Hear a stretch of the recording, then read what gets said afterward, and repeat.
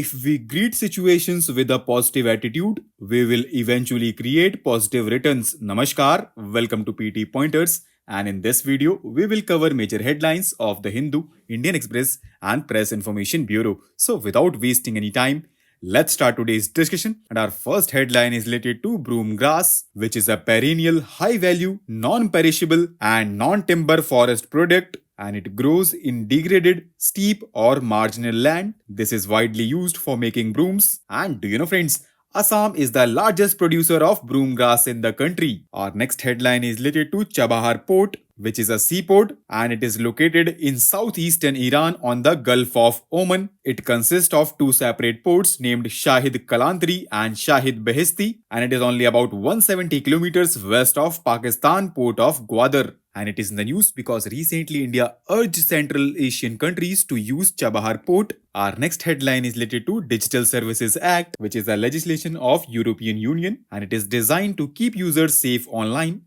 and stop the spread of harmful content that violates platforms' terms of service. And this law requires the companies to perform risk management, conduct external and independent auditing, share data with authorities and researchers, and adopt a code of conduct. It also looks to protect Europeans' fundamental rights like privacy and free speech, and it also prohibits targeting vulnerable categories of people, including children, with advertisements. And recently, this law entered into full force. Our next headline is related to PM Street Vendors Atmanirbhar Nidhi scheme, which was launched in 2020. It is a microcredit scheme for urban street vendors, and it aims to provide collateral-free working capital loans up to 50,000 rupees. It is a central sector scheme which is fully funded by Ministry of Housing and Urban Affairs, and under the scheme, regular payments are incentivized with a 7% interest subsidy, and digital transactions are rewarded with cashback up to 1200 per year. Our next headline is related to INSAT 3DS satellite, and it will be launched by ISRO. Now let's know more about it. So friends, it is a follow-on mission of third generation meteorological satellite from geostationary orbit, and GSLV F-14 will deploy the INSAT 3DS meteorological satellite into the geosynchronous transfer orbit. This mission is fully funded by Ministry of Earth Sciences, and it is designed for enhanced meteorological observations and monitoring of land and ocean surfaces for weather forecasting and disaster warning. Our next headline is related to Cartosat-2 satellite, which was recently deorbited by ISRO, which was carried by PSLV C-40. It was ISRO's first satellite in the second generation of high-resolution imaging satellites, and it was launched in 2007. It operated in sun-synchronous polar orbit at an altitude of 635 km, and until 2019, it provided high-resolution